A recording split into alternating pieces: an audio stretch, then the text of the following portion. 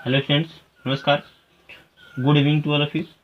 आइए इस वीडियो में हम लोग भौतिकी विज्ञान के दूसरे चैप्टर से कुछ ऑब्जेक्टिव क्वेश्चन को देखेंगे और आपको ध्यान रखना है कि इन सभी ऑब्जेक्टिव क्वेश्चन का आंसर आप सभी लोग को देना है, क्योंकि हम लोग ये दूसरे चैप्टर को बहुत अच्छे से पढ़ चुके हैं और उसके बाद से आप कितना जो है आप तैयारी किए हैं हम ये देखना चाहते हैं। इसलिए इन सभी प्रश्न का, जितने भी इसमें प्रश्न होंगे, सभी प्रश्नों का उत्तर जो है आप सभी को कमेंट बॉक्स में साथ में देते रहना है, ठीक है। और चैट बॉक्स में भी देते रहना है। मान लीजिए कि जो क्वेश्चन का आंसर आप जानते हैं उसका तुरंत जो है चैट बॉक्स में देंगे और उसके बाद से जिसका नहीं जानते होंगे तो आप उसको सॉल्व करेंगे और सॉल्व करने के बाद से उसको बाद में जो है आंसर को आराम से और सही आंसर जो है आप सभी को जो है देना है। तो चलिए हम लोग जो है पहले क्वेश्चन की तरफ बढ़ते हैं आगे, ठीक है। ध्यान दीजिए, जो पहला क्वेश्चन इसमें कर रहा है वो हमारा पहला क्वेश्चन है कि निम्नलिखित में से धारिता का मात्रक कौन सा है, ठीक है। धारिता को हम लोग कैपेसिटेंस कहते हैं और कैपेसिटेंस को सी से दिखाते हैं। तो उसका धारिता का मात्रक कौन सा है? पहला ऑप्शन कूलाम, एम्पियर, वोल्ट और कूलाम प्रति वोल्ट, ठीक है। तो इसका आपको जो है जवाब देना है। उसके बाद से अगला क्वेश्चन देखते हैं, दूसरा नंबर क्वेश्चन। ध्यान दीजिए, दूसरा नंबर क्वेश्चन यहाँ है विद्युत धारिता का मात्रक है। देखिए, आप धारिता कहिए या विद्युत धारिता कहिए, दोनों का अर्थ क्या होता है? एक ही होता है, ठीक है। जो पहला क्वेश्चन है वही क्वेश्चन दूसरा भी है, लेकिन यहाँ पे ऑप्शन क्या है, अलग अलग दे रखा है, ये ध्यान दीजिए, ठीक है। पहला जो ऑप्शन इसमें वोल्ट गुलाम है, दूसरा क्या है, गुलाम प्रति वोल्ट है, और तीसरा सी नंबर क्या है तो वोल्ट प्रति गुलाम है, और डी नंबर क्या है तो वोल्ट गुलाम इनवर्स है, इनवर्स के रूप में दे रखा है, ठीक है। तो आपको सही आंसर इसमें से जो है सिलेक्ट करना है। अगला नंबर कह रहा है कि एक धातु के गोले की धारिता 1 माइक्रोफैरड है, उसकी त्रिज्या लगभग होगी। कह रहा है कि एक धातु की गोला मतलब क्या है, एक धातु का गोला है और उसकी धारिता सीधे रखा है, ठीक है। तो भाई इसकी त्रिज्या कितनी होगी, ठीक है। इसके लिए आपने सूत्र पढ़ा है और याद कीजिए कि आप कौन सा सूत्र पढ़े हैं और किस पे लगेगा, ठीक है। बहुत ही आसान क्वेश्चन है। अगला नंबर, चौथा नंबर में चलते हैं। कह रहे कि समान त्रिज्या तथा समान आवेश की पारे की 8 बूंदे एक दूसरे से मिलकर एक बड़ी बूंद बनाती हैं। बड़ी बूंद की धारिता छोटी बूंदों की धारिता की तुलना में है। कह रहा है कि समान त्रिज्या और समान आवेश की पारे की 8 बूंदे हैं, ठीक है। और ये सब क्या करती हैं, 8 बूंदे मिलकर के क्या करती है, एक बड़ी सी बूंद का निर्माण करती हैं।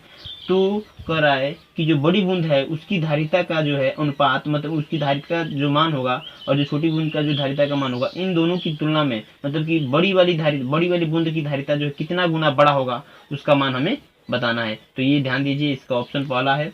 पहला इसका ऑप्शन देखिए, पहला ऑप्शन है 2 गुनी, दूसरा ऑप्शन है 4 गुनी और तीसरा ऑप्शन है 8 गुनी और डी नंबर है 16 गुनी, ठीक है। ये आपको ध्यान देना है। इसी तरह हम लोग पांचवें क्वेश्चन की तरफ बढ़ते हैं। पांचवा क्वेश्चन देखिए, यहाँ पे जो पांचवा क्वेश्चन है वो कह रहा है कि दो छोटे गोले नियत विभव तक आवेशित किए गए हैं। कह रहे कि दो छोटे गोले हैं और उनको नियत विभव मतलब समान विभव तक आवेशित करते हैं। उन्हें पहले वायु में तथा फिर के प्रवर्तनांक वाले माध्यम में उतनी ही परस्पर दूरी पर रखा जाता है। दोनों दशाओं में गोलों के बीच कार्यरत बलों का अनुपात क्या है, या अनुपात है। क्या करना है, एक बार एक गोला मतलब कि 2 गोला लेना है, दोनों को समान विभव तक आवेशित करना है। जब समान विभव तक आवेशित करेंगे तो एक बार इनको वायु में रखेंगे और एक बार क्या करेंगे, उतनी ही दूरी पर इनके बीच कोई परावैद्युत पदार्थ रख देंगे। तो कह रहे कि इनके बीच जो विद्युत बल लगेगा उन दोनों का अनुपात होगा, ठीक है। तो उसका अनुपात आपको क्या करना है, बताना है कि जो विद्युत बल लग रहा है उसका अनुपात कितना है। मतलब कि एक बार के रहेगा एक बार के नहीं रहेगा, तब आपको ध्यान देना है कि अनुपात कितना होगा। बहुत इजी प्रश्न है, देखते हैं सही जवाब इसका कौन देता है, ठीक है। दूसरा नंबर, दो आवेशित वस्तुओं को जोड़ने पर उनके बीच विद्युत धारा प्रवाहित नहीं होती है यदि उनके, करके दो आवेशित वस्तुएं, मतलब दो आवेशित वस्तुएं हैं। मान लीजिए कि एक यहाँ पे वस्तु है और एक यहाँ पे वस्तु है, ये दोनों आवेशित हैं। अब इन दोनों क्या करते हैं, तार के माध्यम से जोड़ देते हैं। तो कह रहा है कि इनमें कब जो है आवेश का प्रवाह नहीं होगा, क्योंकि धारा कह रहा है विद्युत धारा कह रहा है, तो भाई विद्युत धारा का मतलब क्या, आवेशों का प्रवाह जो है विद्युत धारा कहलाता है। अगले चैप्टर में हम लोग पढ़ेंगे इसके बारे में, ठीक है। तो यहाँ पे ध्यान रखिए कि ये जो है जो आवेश प्रवाह आता है उसको हम विद्युत धारा कहते हैं। तो यहाँ पे कह रहा है कि आवेश का प्रवाह कब नहीं होगा। तो ऑप्शन देखिए, ऑप्शन आपका पहला नंबर इसमें ऑप्शन आवेश समान है, मतलब कि जब आवेश क्या होगा, दोनों पे समान रहेगा तब जो है आवेश का प्रवाह नहीं होगा या विद्युत धारा नहीं बहेगा। कि धारिता समान है, विभव समान है, कि प्रतिरोध समान है। इन तीनों में से, चारों में से बताना है कि आपका जो है सही आंसर कौन सा है। 7वां नंबर प्रश्न देखते हैं बाबू। कर कि दो चालक आवेशित गोले जिन पर आवेश भिन्न भिन्न मात्रा में है, तार परस्पर संबंधित कर दिए जाते हैं। इससे कह रहा कि दो क्या है, दो गोले हैं, इन पे आवेश की मात्रा अलग है, एक पे Q1 है और एक पे Q2 है। तो कह रहा कि जब दोनों को क्या करते हैं, तार द्वारा हम लोग जोड़ देते हैं, संबंधित कर देते हैं, तो इससे होता है क्या होता है, उनमें उनमें कौन सी प्रक्रिया होगा, ये देखिए यहाँ पे कह रहा है कि गोले की कुल ऊर्जा संरक्षित रहेगी, कुल आवेश संरक्षित रहेगी। ठीक है, मतलब कि दूसरा नंबर ऊर्जा व आवेश दोनों संरक्षित रहेंगी, और जो ये है चौथा नंबर कोई भी संरक्षित नहीं रहेगा। तो आप जानते हैं कि हम क्या करेंगे, जब दो आवेशित चालक गोलों को क्या करें, उन पे जो आवेश की मात्रा अलग अलग है, क्या करते हैं, उनको अगर जोड़ देते हैं तो उनमें क्या होगा, उनमें जो है आवेश संरक्षित रहेगा कि नहीं रहेगा, ये बताना है। ठीक है, ये बताना है कि जो ऊर्जा होगी वह उनकी संरक्षित रहेगी, मतलब कि नष्ट नहीं होगी। या हम लोग जानते हैं कि क्या होता है, आवेश न तो उत्पन्न होता है और न ही नष्ट होता है, वह एक वस्तु से दूसरे वस्तु पर स्थानांतरित होते हैं। ठीक है, तो यहाँ पे आपको ध्यान रखना है, आपको पहचान करना है कि कौन सा सही आंसर है। आपको थोड़ा सा सोचिएगा, समझिएगा, विचार कीजिएगा। यदि आपको जो है कोई भी प्रश्न आपको ढंग नहीं आता है, इनमें से कोई भी प्रश्न है जो आपको ढंग नहीं आता है, उन सभी का जो है जवाब आपको मिलेगा, घबराएंगे नहीं। ठीक है, तो आप वेट करेंगे उसका।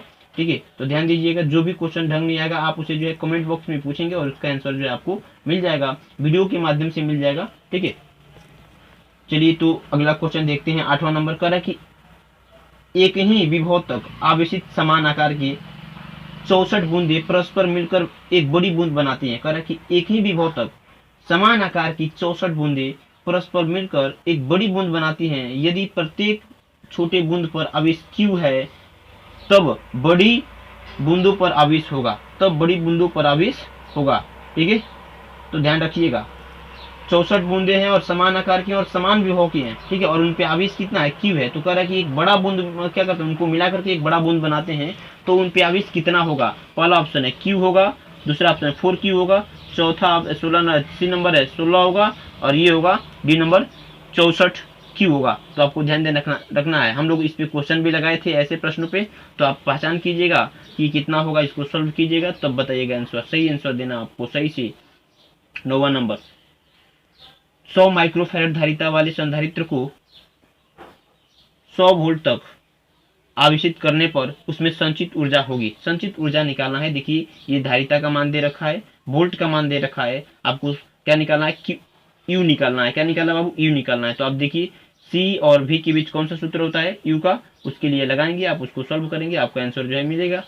10वां नंबर क्वेश्चन में देखते हैं, कह रहे कि 60 माइक्रो फैरड धारिता वाले एक धारित्र की प्रत्येक प्लेट पर 3 × 10⁻⁸ कूलाम आवेश है, संधारित्र में संचित ऊर्जा होगी। कह रहा है कि एक संधारित्र है, उसकी जो धारिता है वो कितना है, उसकी धारिता जो है वो 60 माइक्रोफैरड है, उस पे आवेश की मात्रा इतनी है, तो संधारित्र में जो संचित ऊर्जा है वो कितनी होगी। तो देखिए सी मिला है, भी क्यू मिला है, और उससे कौन सा सूत्र लगेगा उसको सॉल्व कीजिएगा और अपना ऑप्शन जो है सेलेक्ट कीजिएगा। ठीक है, अगला नंबर 11 नंबर देखिए, 4 माइक्रोफैरड धारिता का एक संधारित्र 400 वोल्ट तक आवेशित है। कह रहा कि 4 माइक्रोफैरड धारिता का एक संधारित्र 400 वोल्ट तक आवेशित है, उसकी प्लेटों को एक चालक तार द्वारा जोड़ने पर उत्पन्न ऊष्मा है।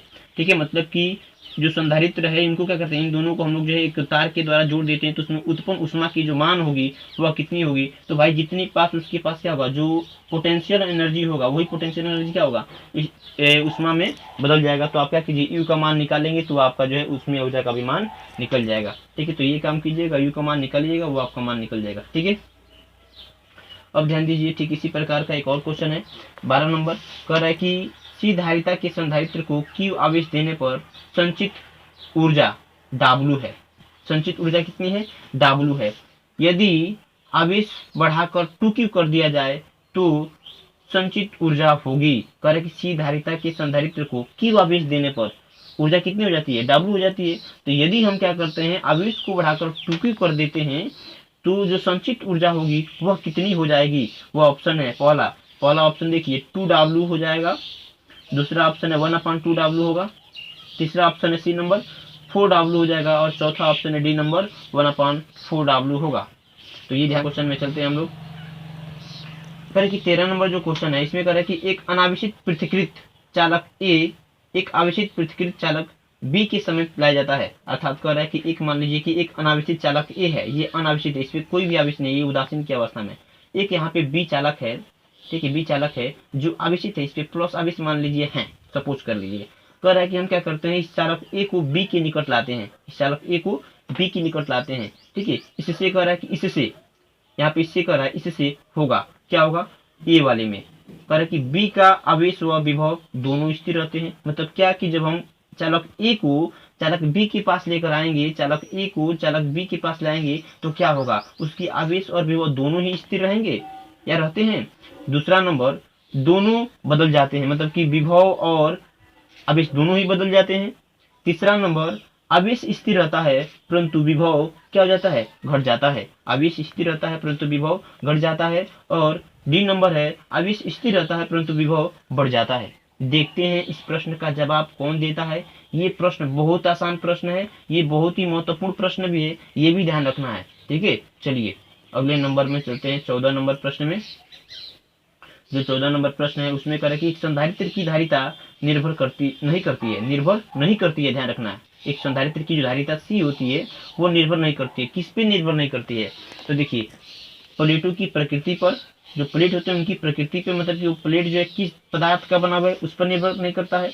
अगला नंबर है प्लेटों, सी नंबर यहाँ पे देखिए, यहाँ पे बी नंबर, यहाँ पे प्लेटों के आकार पर, प्लेटों के आवेश पर और प्लेटों के बीच अंतराल पर। तो इनमें से किन बातों पर या किस बात पर जो है ये सी का मान निर्भर नहीं करता है। ठीक है, ये आपको बताना है। तो चलिए देखते हैं इसको कौन बताता है। ये भी एक महत्वपूर्ण प्रश्न है, ये भी आसान प्रश्न है। ठीक है, ये भी ध्यान रखना है। तो चलिए आइए हम लोग 15 नंबर प्रश्न में चलते हैं। कह रहा है कि यहाँ पे 15 नंबर जो प्रश्न है ये कह रहा है कि एक संधारित्र जिसकी धारिता 100 माइक्रोफैराड है, 200 वोल्ट तक आवेशित किया जाता है, उसे 2 ओम के प्रतिरोध द्वारा विसर्जित करने पर उत्पन्न ऊष्मा है। ठीक है, उत्पन्न ऊष्मा मतलब कि यहाँ पे करके 2 ओम के प्रतिरोध से क्या करते हैं, उसको विसर्जित करते हैं। तो ध्यान रखिए इस प्रश्न को हम कल आपको जो है बताएंगे, एकदम वीडियो के साथ में आपको बताएंगे। ठीक है, इसको सॉल्यूशन छोड़ दीजिएगा आप इसको। ठीक है, अगला क्वेश्चन देखते हैं हम लोग 16 नंबर। ठीक है, 16 नंबर जो क्वेश्चन है ये कह रहा है कि संलग्न चित्र में बिंदुओं ए व बी के बीच तुल्य धारिता होगी। मतलब कि इसमें क्या करना है, इस फिगर से जो है आपको क्या करना है, धारिता का मान निकालना है। ठीक है बाबू, तो इस फिगर से आपको धारिता का मान निकाल लीजिएगा, तुल्य धारिता ये बताइएगा। फिर से 17 नंबर क्वेश्चन में देख लीजिए, इसमें भी फिगर दे रखा है और इसमें भी क्या करना है, आपको तुल्य धारिता निकालना है ए बी के बीच। तो ठीक है, तो ये देख लीजिए किस तरह से है और यहाँ पे आपको सेलेक्ट कर लेना है। ठीक है, चलिए ये भी हो जाएगा, आसान क्वेश्चन है, इसको समझाने की आवश्यकता नहीं पड़ेगी। ये भी देख लीजिए, इसमें भी फिगर दिया है, इसमें भी क्या कर रहा है, तुल्य धारिता निकालने के लिए कर रहा है। ठीक है, तो यहाँ पे फिगर बगल में दे रखा है। ठीक है, आप देख रहे हैं। ठीक है, तो ये आपका फिगर है, यहीं पे ये फिगर दे रखा है और इसका ऑप्शन यहीं पे है। आप देखेंगे कौन सा ऑप्शन सही है इसमें से। ठीक है, तो पहले आप उसको सॉल्व कीजिएगा, बिना सॉल्व किए जो है आपसे नहीं लग सकता है। तो आप देखिएगा किस क्रम में जुड़ा है, उसके बाद से जवाब दीजिए। हम लोग 19 नंबर क्वेश्चन में चलते हैं बाबू। देखिए 19 नंबर क्वेश्चन कर रहा है कि एक आवेशित संधारित्र, आवेशित बोलेंगे यहाँ पे, एक आवेशित संधारित्र बैटरी से जुड़ा है। यदि उसकी प्लेटों के बीच परावैद्युत पदार्थ की एक पट्टी रख दी जाए, क्या कर दी जाए, एक पट्टी रख दी जाए, प्लेटों के बीच एक पट्टी रख दी जाए, किसका, परावैद्युत पदार्थ का। ठीक है, तो निम्नलिखित में से कौन सी मात्रा अपरिवर्तित रहती है। कौन सी मात्रा अपरिवर्तित, मतलब क्या नहीं बदलता है। ठीक है, आवेश नहीं बदलता है, विभवांतर नहीं बदलता है, धारिता नहीं बदलती कि ऊर्जा नहीं बदलती है। तो आपको ध्यान रखना है कि ये एक समांतर प्लेट है और इसके बीच में कह रहा है कि एक पट्टी रख देते हैं परावैद्युत पदार्थ का। तो भाई क्या नहीं बदलता है इनके बीच में, आवेश नहीं बदलता है, विभवांतर नहीं बदलता है कि धारिता नहीं बदलता है कि ऊर्जा नहीं बदलता है। ठीक है, ये भी एक बहुत आसान क्वेश्चन है। ठीक है, इसके बारे में भी हम लोग पढ़े हुए हैं, तो आप सोच के बताइएगा, सूत्र में जाइएगा, सूत्र में देखिएगा कि वो जो है क्या बदलता है क्या नहीं बदलता है, वहाँ पे उसको ध्यान दीजिएगा। ठीक है, या जानते होंगे तो आप तुरंत बता सकते हैं इसका आंसर। अगला नंबर जो है 20 नंबर देखिए, करके 6 पिकोफैराड धारिता का एक समांतर प्लेट वायु संधारित्र है। कर रहा है कि क्या है, एक समांतर प्लेट है और उसको वायु में रखा गया है, जिसका मान कितना है, 1 पिकोफैराड है। ठीक है, जब इसकी प्लेटों के बीच दूरी दोगुनी करके पूरे स्थान को मोम से भर देते हैं तो इसकी धारिता जो है 2 पिकोफैराड हो जाती है। मोम का परिविद्युतांक है, मोम का परिविद्युतांक है। देखिए ध्यान दीजिए, यहाँ पे एक ये समांतर एक प्लेट है, एक मिनट इसको ऐसे देखिए। अब कह रहा है कि यहाँ पे एक समांतर प्लेट है, ये समांतर प्लेट मान लीजिए इसके बीच में वायु रखा गया है, तब इसकी धारिता कितनी, तब इसकी सी का मान जो है वो 1 पिकोफैराड है। ठीक है, 1 पिकोफैराड। चूंकि इसके बीच क्या करते हैं, अगर हम इसके बीच कोई परावैद्युत पदार्थ भर देते हैं, जब इसके बीच परावर्तित पदार्थ बदलते हैं तो इसकी धारिता बढ़ के जो है वो 2 पिकोफैराड हो जाती है। तो भाई इसके का मान कितना होगा, इसके का मान कितना है, तो इसके लिए भी पढ़े हैं आप। वायु में समांतर प्लेट संधारित्र के बीच जब वायु रहता है तो उसके लिए सूत्र पढ़े हैं, और जब समांतर प्लेट संधारित्र के बीच जब परावैद्युत पदार्थ भरा जाता है उसके लिए भी सूत्र पढ़े हैं। तो उसको आपको सॉल्व करना है और इसको बताना है कि कितना आंसर होगा इसका। ये भी एक महत्वपूर्ण प्रश्न है। ध्यान रखिए 21 नंबर क्वेश्चन, 20 माइक्रोफैरड तथा 30 माइक्रोफैरड धारिता के दो समांतर प्लेट संधारित्र क्रमशः 30 वोल्ट व 20 वोल्ट तक आवेशित है। मतलब कि पहले वाले को 30 वोल्ट तक और दूसरे वाले को 20 वोल्ट तक आवेशित करते हैं। ठीक है, इस समांतर क्रम में जोड़ने पर, मतलब कि इन दोनों क्या करते हैं, समांतर क्रम में जोड़ देते हैं। जोड़ने पर इनकी प्लेटों के बीच उभनिष्ठ विभवांतर होगा। मतलब कि एक के पास पहले के पास कितना है, पहले को जो है 30 वोल्ट तक आवेशित करते हैं, दूसरे को 20 वोल्ट तक आवेशित करते हैं। और क्या करते हैं, इन दोनों को हम लोग जो है समांतर क्रम में जोड़ देते हैं। मतलब कि इन दोनों प्लेटों को हम ऐसे इस क्रम में ऐसे जोड़ देते हैं। तो जब इनको जोड़ देंगे तो हम लोग जानते हैं भाई समांतर क्रम में क्या होता है, विभव का मान समान होता है। जो विभव इसके अंदर होगा वही विभव इसके अंदर होगा। तो वही विभव बताना है कि भाई उभनिष्ठ मतलब कॉमन जो विभव होगा, जो पोटेंशियल होगा, पोटेंशियल जो डिफरेंस होगा वह कितना होगा। ठीक है, तो ध्यान दीजिएगा, इसको आप समझ के हल कीजिएगा, सोच समझ के इसको लगाएंगे तब जाकर के ये लगेगा। ये भी एक मजेदार क्वेश्चन है जो आपको आपसे जो है गलत हो सकता है, परंतु आप प्रयास कीजिएगा एकदम सही बनाने का। ठीक है, ध्यान दीजिएगा। 22 नंबर क्वेश्चन में चलते हैं। 22 नंबर क्वेश्चन क्या कर रहा है, कह रहा है कि यहाँ पे 10 माइक्रोफैरड धारिता के संधारित्र को 100 वोल्ट तक आवेशित करके बैटरी हटा देते हैं। कह रहा है कि एक 10 माइक्रोफैरड का क्या है, एक संधारित्र है, और उसको हम लोग क्या करते हैं 100 वोल्ट तक आवेशित करते हैं और बैटरी को हटा देते हैं। इसे अब एक दूसरे अनावेशित संधारित्र के समांतर क्रम में जोड़ देते हैं। कह रहा है कि अब हम क्या करते हैं, अब हम इसको जो है एक अनावेशित संधारित्र, मतलब उसमें कोई आवेश नहीं है, अब हम क्या करते हैं उसके साथ जो है उसके समांतर क्रम में जोड़ देते हैं। उभनिष्ठ विभव 40 वोल्ट है। उभनिष्ठ विभव कितना है, 40 वोल्ट है। तो दूसरे संधारित्र की धारिता कितनी है, दूसरे संधारित्र की धारिता कितनी है, मतलब कि ये मान लीजिए कि एक संधारित्र हो गया जिसका धारिता कितना है 10 माइक्रोफैरड है और इसका विभव कितना है 100 वोल्ट तक है। लेकिन जो दूसरा संधारित्र है इसका ये क्या है, ये उदासीन है, मतलब कि ये अनावेशित है, इसको आवेशित नहीं किया गया है। हम इसको क्या करते हैं, दोनों को समांतर क्रम में जोड़ देते हैं। तब कह रहा है कि जो इनका उभनिष्ठ जो वोल्टेज है वो कितना है, वो 40 है। तो भाई इनकी धारिता ये जो है, इसकी धारिता सी कितना है ये बताना है। ठीक है, तो चलिए देखते हैं कौन स्टूडेंट इसको भी लगाता है। ऊपर जैसे जो क्वेश्चन है उसी की तरह ये भी है।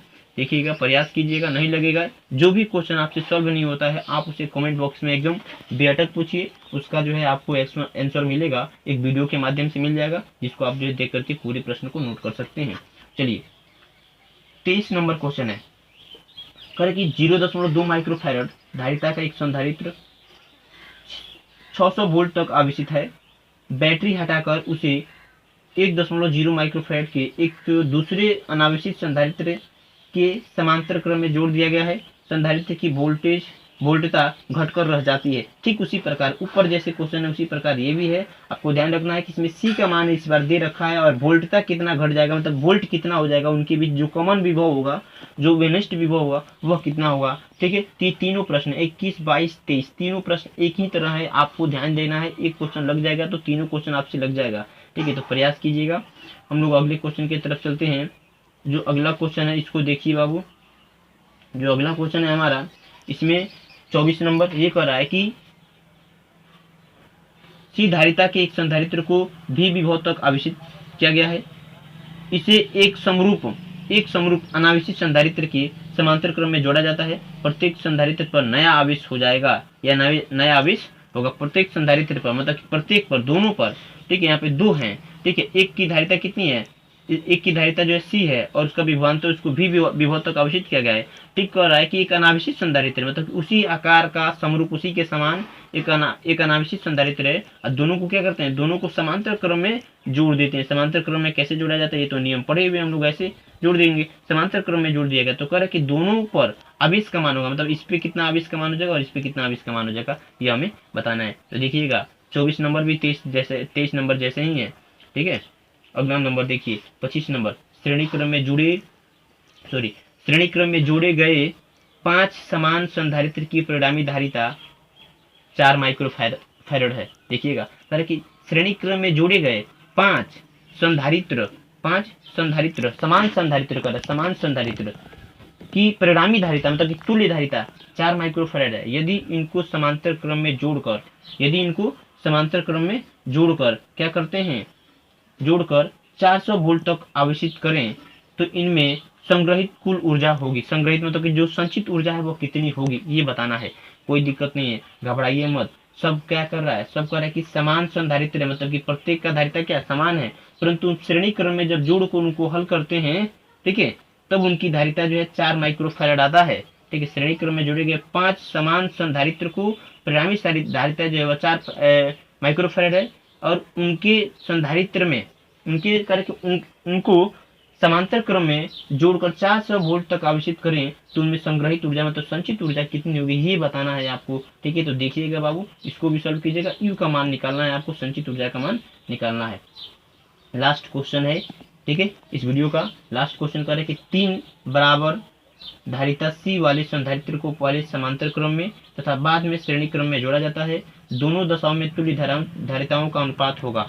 दोनों दशाओं में तुल्य धारिताओं का अनुपात होगा। तो आप क्या करेंगे, धारिता कितनी है, C धारिता वाला है, 3 बराबर धारिता C मतलब कि तीनों का मतलब कि प्रत्येक का धारिता कितना है, C है। अब इनको कह रहा है कि एक बार हम क्या करते हैं, समांतर क्रम में जोड़ करके धारिता निकालेंगे तुल्य धारिता, और एक बार श्रेणी क्रम में जोड़ करके तुल्य धारिता निकालेंगे। और जब दोनों का धारिता निकल जाएगा तो क्या करेंगे, दोनों का हम लोग अनुपात निकाल देंगे, देखेंगे कौन सा ऑप्शन हमारा जो है सही हो रहा है। ठीक है, तो ये आपके से थे यहाँ पे 26 क्वेश्चन थे, और इन क्वेश्चनों को आप तैयार कर लीजिए अच्छे से। ठीक है, तो आज के लिए हम लोग इतना ही रहने देते हैं। इसके बाद से कल जो है 11 बजे फिर से हम लोग जो है नए चैप्टर की तरफ बढ़ेंगे। ठीक है, और आप ध्यान रखिए कि एनसीईआरटी बुक से जितने भी एनसीईआरटी बुक में प्रश्न है उन प्रश्नों को आप सॉल्व कीजिए, और जो भी प्रश्न आपको ढंग नहीं आता है आप कमेंट बॉक्स में पूछिए, और उसका जो है एक नए वीडियो मतलब जो प्रश्न आपको ढंग नहीं आता है उसका जो है एक स्पेशल में वीडियो बनेगा। ठीक है, और वो जो है आप उसको देख करके आप उसकी तैयारी जो अच्छे से कर सकते हैं। तो हम लोग आज के लिए इतना रहने देते हैं, फिर से कल मिलेंगे एक नए चैप्टर के साथ। कल हम लोग जो है तीसरा चैप्टर स्टार्ट करेंगे, तो कल का जो है वीडियो आप जरूर देखें, क्योंकि कल से स्टार्ट होगा और सभी बातें जो है आपको समझ में आएंगी। ठीक है, तो कल से आप एक नई शुरुआत करने वाले हैं, इसलिए एकदम टाइम से आएँ और टाइम से जो है देखें। तो कल 11 बजे याद रहे, कल 11 बजे हम फिर से मिलेंगे एक नए चैप्टर के साथ। चलिए आज के लिए इतना ही, धन्यवाद, गुड बाय।